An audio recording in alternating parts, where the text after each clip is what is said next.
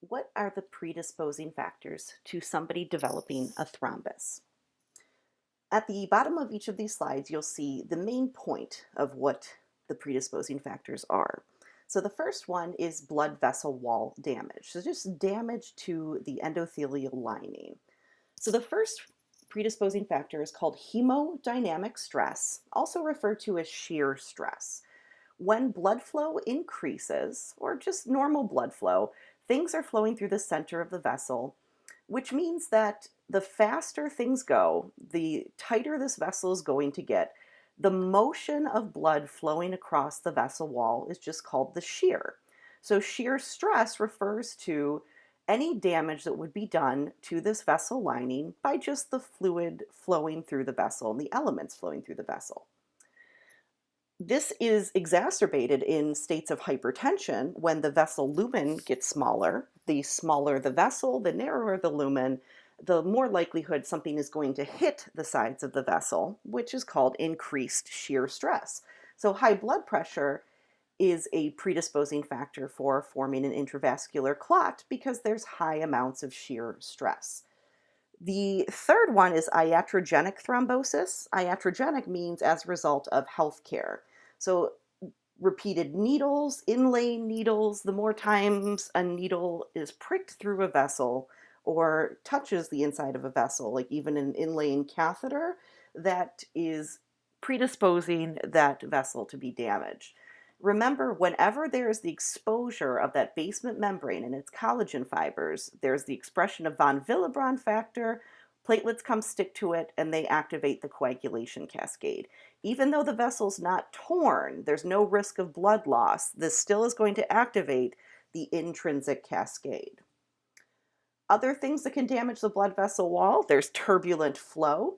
Turbulent flow just describes irregular blood flow through a vessel. So rather than going in a straightforward way, which we call laminar flow, the vessel can become malformed because of a tumor, because of an aneurysm, anything that limits this nice straight column shape of the blood vessel. Whenever there's an abnormality, the blood instead will swirl, kind of like the bottom of Niagara Falls, where you take those fun jet boat rides. That swirling motion breaks down the wall, and whenever you have damage to the wall, you have von Willebrand factor, platelets, clotting cascade. So turbulent flow increases the damage of the wall as well. Other things, so slowing or stasis of the blood flow. If somebody has damage to the heart that reduces pumping capability, we're going to lose our laminar flow. The vessel components of the plasma, they go all over the place and they're more likely to come in contact with the wall. Because of that reduction of, well, laminar flow is the physical term. Axial flow is all the elements flowing at the center of the vessel, which decreases stress on the vessel wall. When they aren't doing that, that increases shear stress. Okay, also things that increase the thickness or viscosity of the blood, that could be in cases of polycythemia, leukemia, lymphomas, or when there is fluid loss from the plasma that all of those elements are floating in, like in dehydration. Now, these all increase the likelihood that something comes in contact with the wall to damage it, and also when blood starts to settle and become static, it coagulates.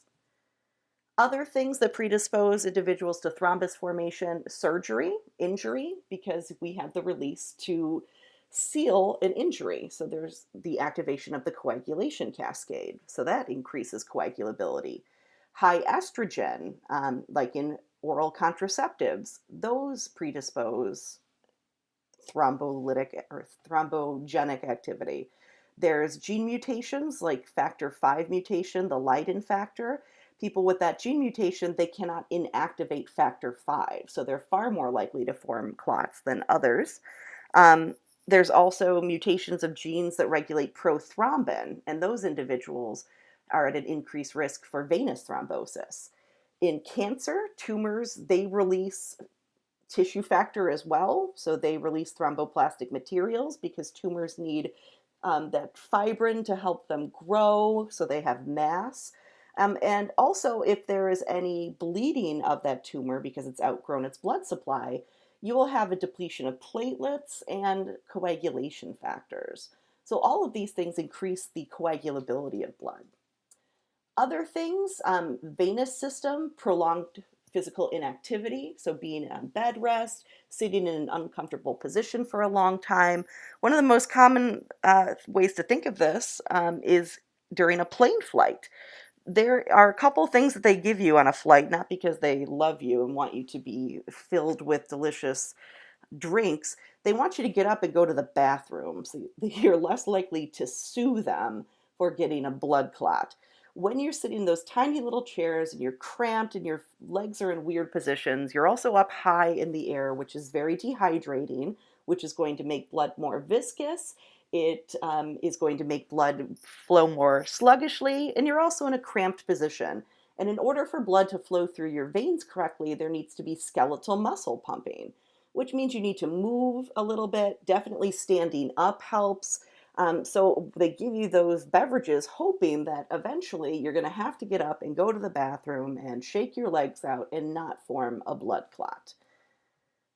If you think about the foods they give you, they're also salty, which encourages you to eventually pee out that extra fluid.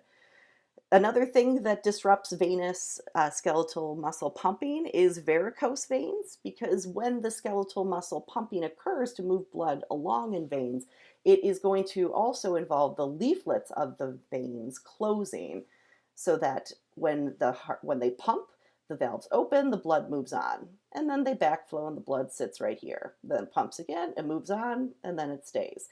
Varicose veins, the leaflets don't fit together well, which means that the blood can go wherever it wants to. The walls are irregular, so they can bulge.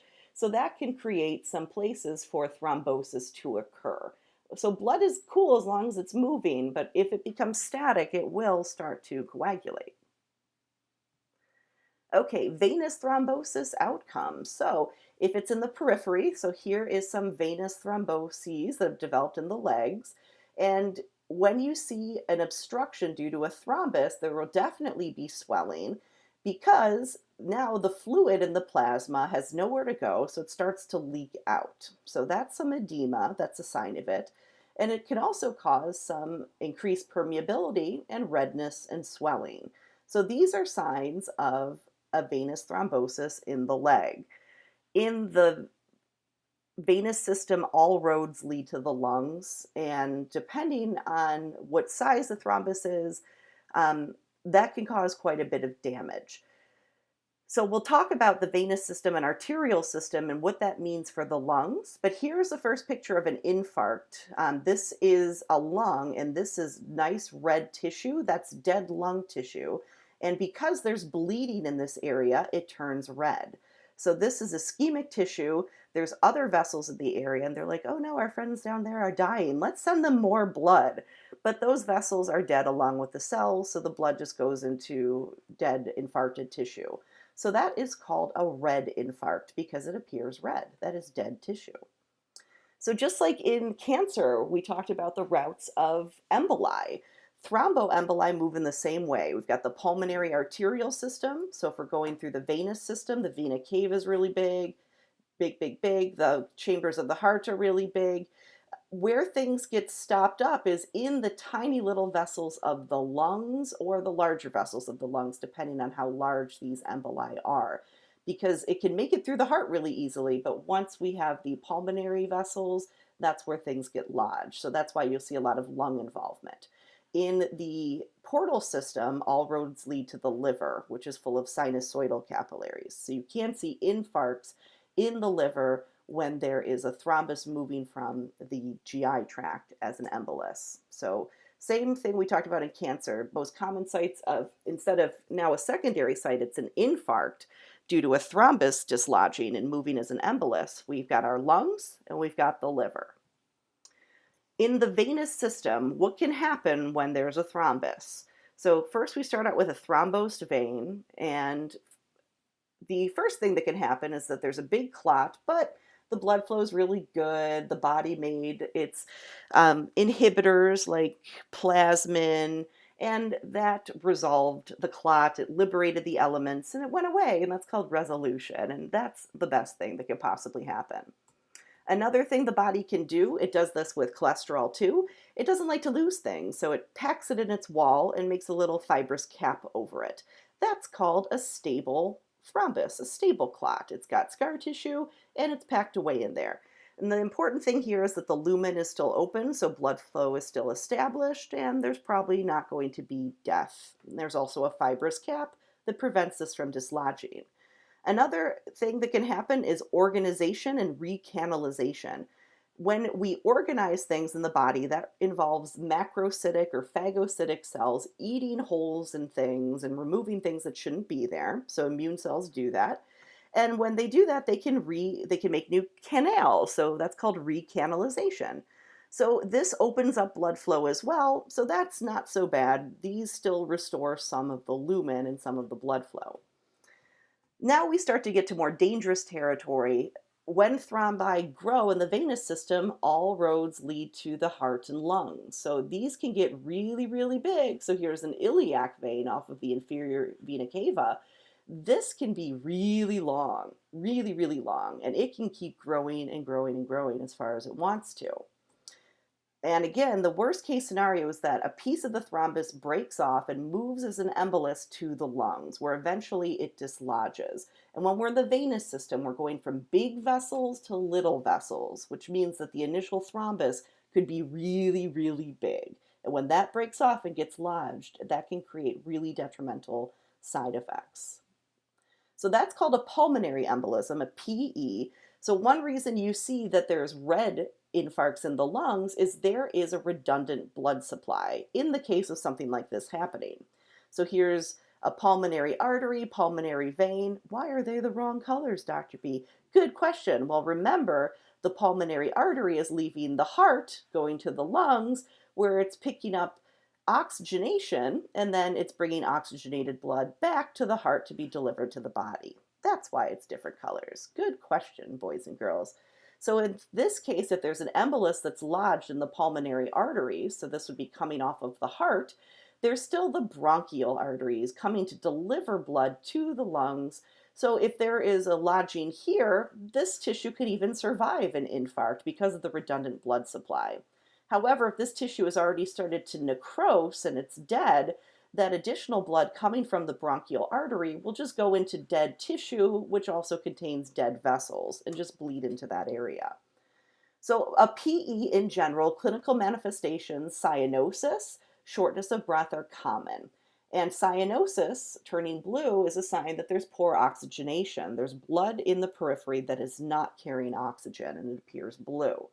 Again, a large embolus may block the pulmonary artery, but you can see no infarct in this case because of the redundant flow from the bronchial arteries.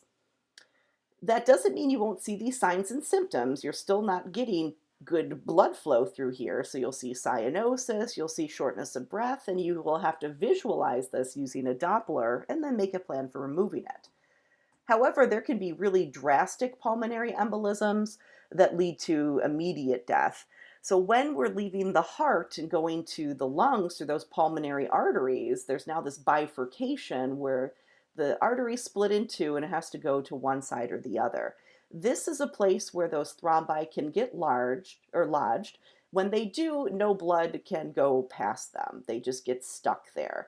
So what you'll see is that this pulmonary artery becomes over-distended with blood, the heart becomes distended with blood and then can't deliver any more blood, the patient goes into shock. If this, isn't removed within a couple of minutes, this leads to death instantaneously. You don't have very long to survive a massive pulmonary embolism, which is much different than if it comes from the arterial system. Remember that arterial thrombi in general are smaller just because of the high pressure in the arterial system. They're more stable, they have more fibrin, but also arteries go from, in this case, the aorta is really big, but all the other arteries are small. So eventually it will get lodged in somewhere really small and peripheral. So if this is the case, if an embolus goes through the arterial branches of the lungs and gets lodged, it'll get lodged in a really small place and you'll see a red infarct distal to that. So again, you'll see redundant blood flow into that area turning it red because we're bleeding into that area, but you won't see it getting lodged in these major vessels, causing imminent death. But the pulmonary pressure goes up, there's inadequate collateral circulation, so you get this wedge-shaped infarct, so it's dead tissue. You will see some shortness of breath. You can have pain around the pleura, cough, bloody sputum that leaks out of the infarcted dead lung tissue and into the bronchi. So, but this is far less detrimental than a massive pulmonary embolism, which most commonly forms in the deep legs of the vein. So here's one that's formed in the femoral vein, and these can grow to be as long as the femoral vein is. When pieces of this break off, they go through the heart and they can go through those big doors. It's when they get lodged in other places that they're really dangerous. So DVT, again, this is when emboli, they get trapped in the lungs. Substantial number of hospital deaths are due to massive pulmonary embolisms, which is why they've taken lots of steps to reduce this by introducing more physical activity. Now, even after an open heart surgery, the physical therapists come in that day to reposition the patient and encourage movement of blood, movement of limbs to prevent this. There's also those compression sleeves that are put on the legs that contract, that act like skeletal muscle to keep blood flowing through to prevent this. But if anyone ever asks, where's the most common site of a large deep vein thrombosis, it's the deep veins of the leg. A fatal saddle embolism is referring to the shape that a thrombus takes when there is a lodging within the pulmonary arteries. Here's a great picture pathology-wise. Here's two infarcted lungs. Do you see how red and dark they are? Because those are red infarcts. The heart has a white infarct. So this tissue, this is dead cardiac tissue, but it appears white and yellow. And that arrow is pointing to where the thrombus lodged. You can't see it from the outside because remember, thrombi are inside of a vessel.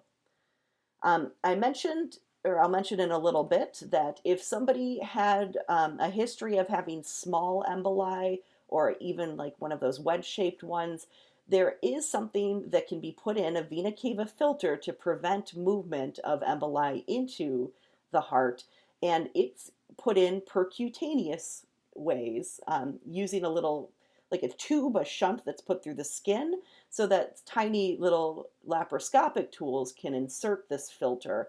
And it is MRI compatible, so it doesn't have to be removed before an MRI, which would be hard. How do you diagnose a PE? Chest x-ray detects the infarct. You can't visualize the embolus, but you can see the dead tissue. Radioisotope lung scan, so giving something radioactive, a tracer. You can look at the pulmonary blood flow.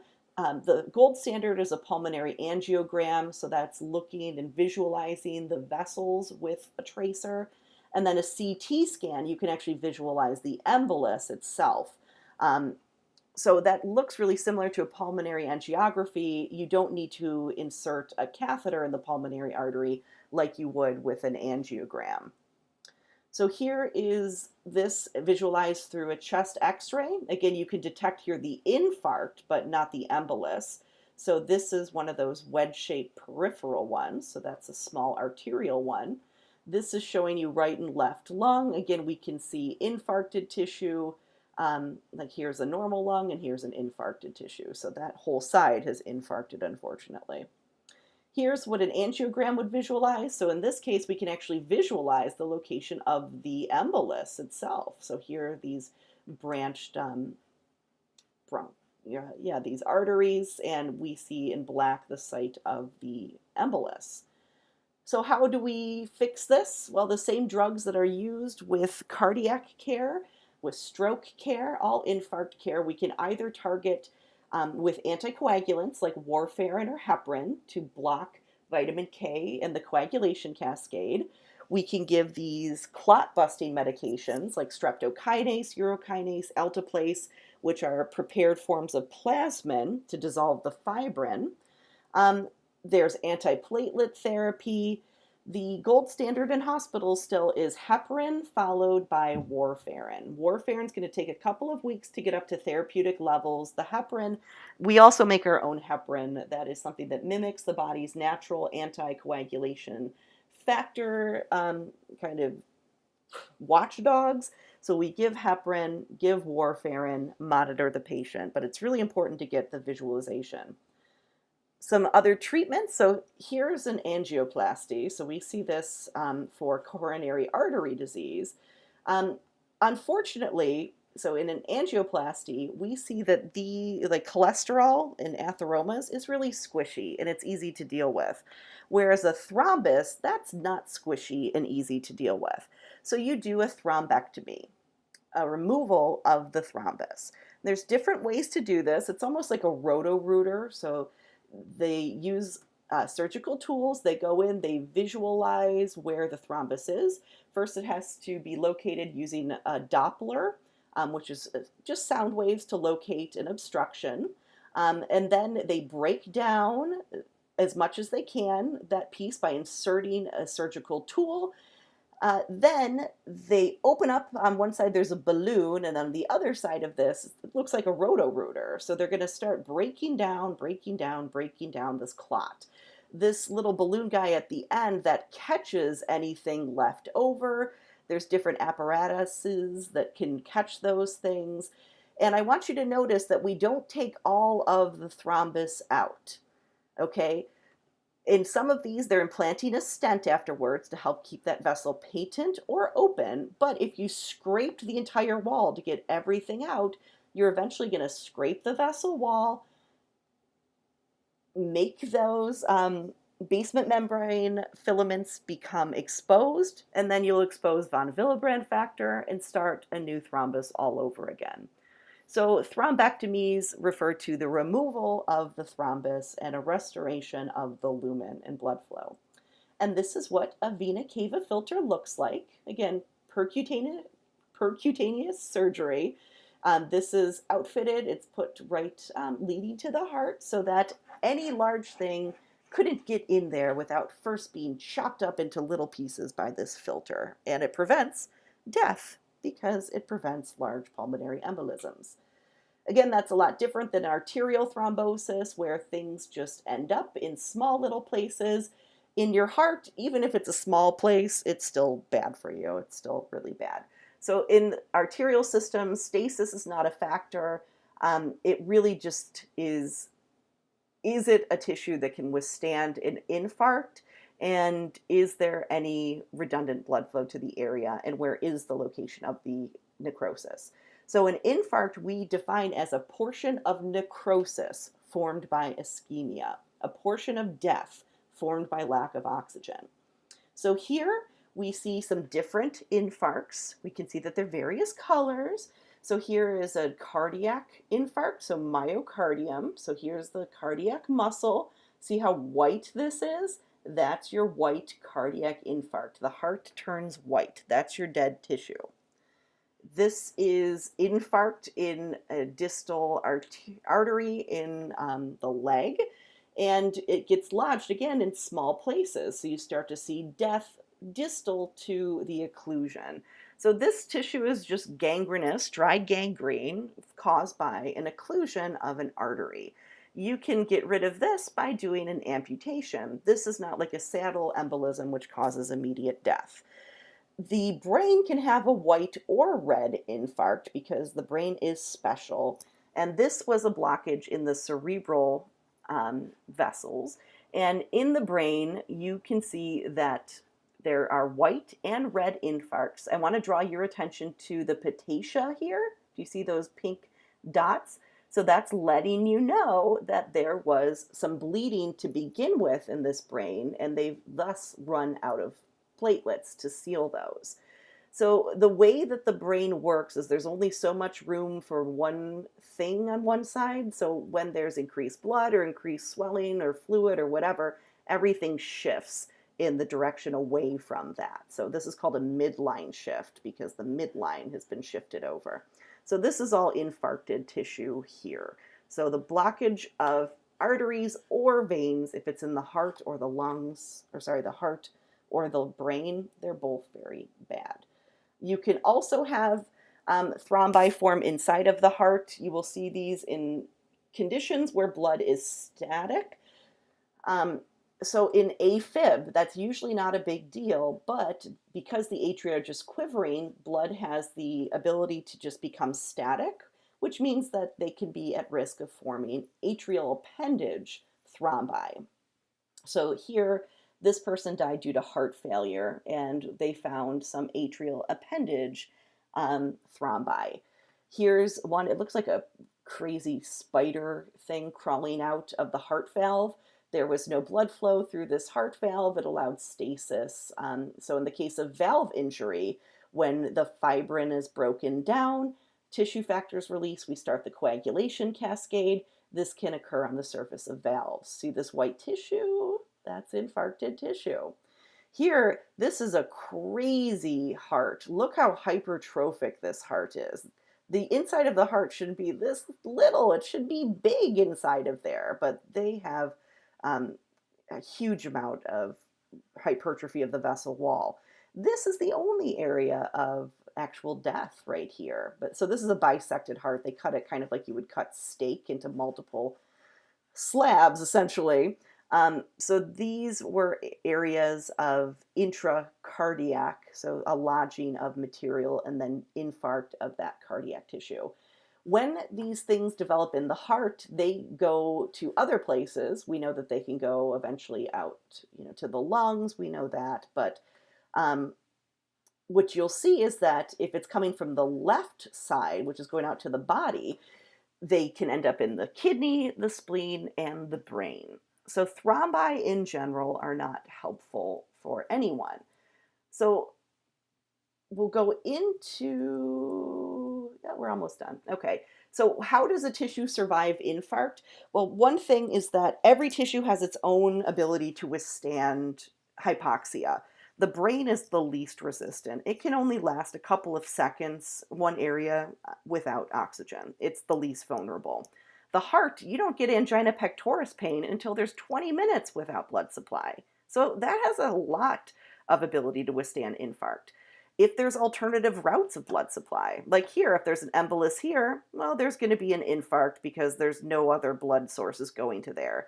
But in this tissue, if the embolus is here, the thrombus is here, there's so many different collateral pathways for blood flow that we might not see an infarct. So where it's located, how well that blood is at binding oxygen. So in states of anemia, it's more likely that there's infarct because there's less blood going there anyway, even if there is a route. And then also the growth. The cool thing about the body is that ischemic tissue tries to save the host by releasing VEGF, vascular endothelial growth factor. So if it's a very slow growing thrombus, the tissue, like up here, if this was ischemic tissue, it would release VEGF. That VEGF, remember VEGF's job is to cause budding of local vessels to go revascularize that site of ischemia. So that's called self-bypass. Isn't that cool? Those are new collateral vessels. So if it's slow growing, there's more chance of collateralization. Okay, just very simply, red versus white, two types of infarcts. Either the tissue dies and turns red, or it dies and it turns white. You will see red when there are dual blood supplies. So ischemia followed by vein anastomatose bleeding. It means there's something else delivering blood to that area because it thinks it's dying and it wants to help. But now that tissue is dead, so the blood just goes into that area. So we call those hemorrhagic infarcts.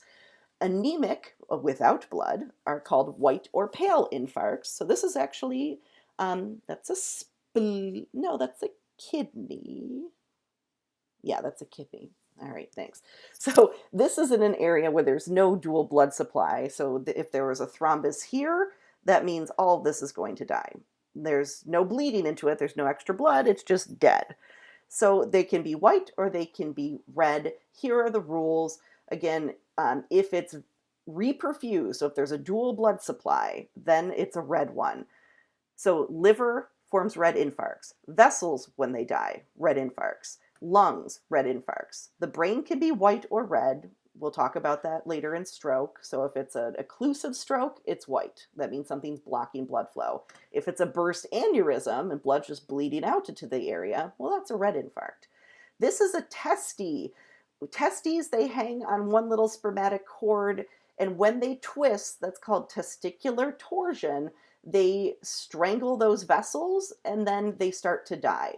There's 15 minutes that are available to untwist that testy, and then they re-anchor it to the wall to make sure that doesn't happen again. If you don't fix it in 15 minutes, then it's a red infarct, and then that testy is gone forever. So these are all red infarct tissues. White infarct, spleen, kidney, heart. Those are always white because they have one blood supply, and that's just the way that it is. Again, brain can be either. It's special. Okay, so those were your infarcts. Good job.